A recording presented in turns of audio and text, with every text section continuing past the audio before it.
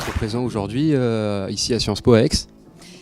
Parce que j'ai reçu une invitation et que j'ai pour habitude de répondre aux invitations qui me sont lancées. J'ai l'habitude de travailler avec le mouvement européen depuis que 5 ans que je suis députée européenne.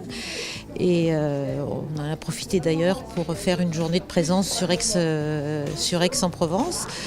Ce matin, j'étais d'ailleurs dans un autre coin du département parce que j'étais sur le marché de Gardanne.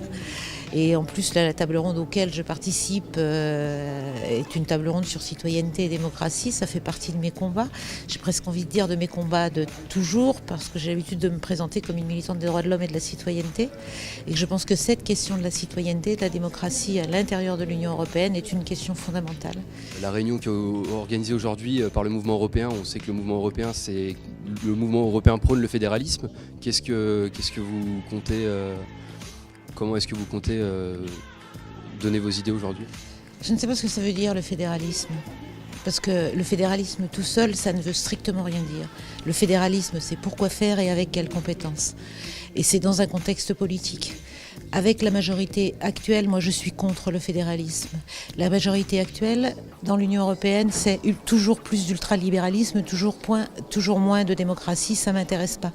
Ce que je veux, moi, c'est que ce soit les peuples de l'Union européenne qui décident de leur avenir et de l'avenir de l'Union européenne.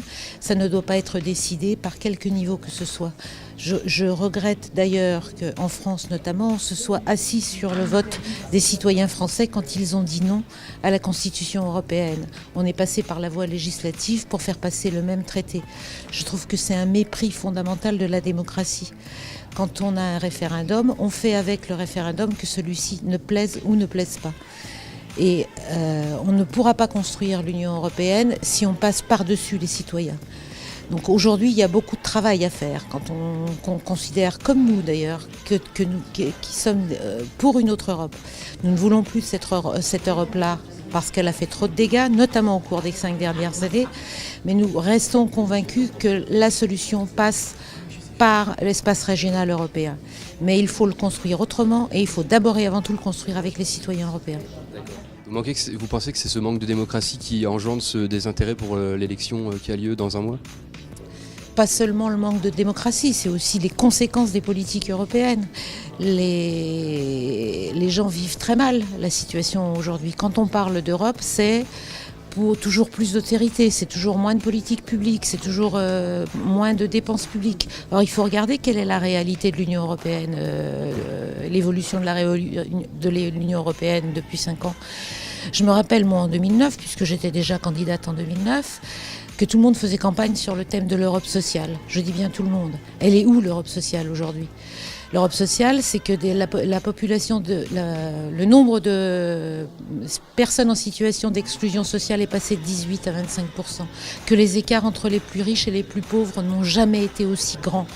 Que ceux qui avaient, passez-moi l'expression, laissé quelques plumes au moment de la bulle de la spéculation financière et de la crise de la dette privée en 2008, non seulement ont reconstitué leur fortune, mais sont plus riches qu'avant.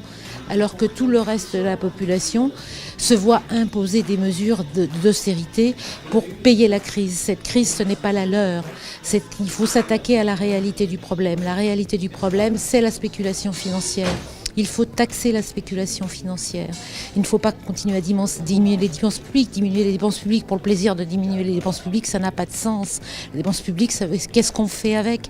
Est-ce que les Français sont prêts, par exemple, à voir diminuer les crédits qui sont consacrés à l'éducation nationale ? Est-ce qu'ils sont prêts à voir diminuer les crédits consacrés à la santé ? Est-ce qu'ils sont prêts à voir diminuer les crédits consacrés à la police ? Je pense que non. Je pense qu'il faut travailler autrement sur l'ensemble de ces questions, avec en première ligne, en ligne de mire, la question de l'intérêt et des besoins des populations. L'Union européenne est la première puissance économique mondiale quand on totalise les PIB de l'ensemble des pays de l'Union européenne. Donc il est possible de faire autrement, de redistribuer autrement les richesses à l'intérieur de cet espace-là pour que tout le monde puisse en profiter, pour qu'on aille de l'avant et pour qu'on puisse j'ai presque envie de dire refaire vivre le rêve européen, parce que tel qu'il est porté aujourd'hui, comment voulez-vous que les citoyens européens aient envie d'Europe ? Les politiques sont dramatiques pour tout le monde, non seulement à l'intérieur de l'Union européenne, mais aussi à l'extérieur de l'Union européenne, compte tenu du fait que l'Union européenne devient le champion du libre-échange partout à travers le monde. C'est vrai en Afrique, que ce soit en Afrique, au Maghreb ou en Afrique subsaharienne, c'est vrai en Amérique latine. J'ai rencontré récemment le vice-président bolivien qui nous expliquait, pour nous latino-américains, l'espace régional européen était une sorte de rêve, un espace de démocratie, un espace de conquête, un espace où il y a eu des conquêtes sociales. Et pour nous, c'était un modèle. Aujourd'hui, qu'est-ce qu'on voit du rêve européen ? On voit des multinationales européennes qui se conduisent de façon encore plus prédatrice que les multinationales états-uniennes. Tout cela ne peut plus durer. Nous nous disons, ça suffit, il faut construire et inventer une autre Europe. Et cette autre Europe, il faut l'inventer avec les citoyens.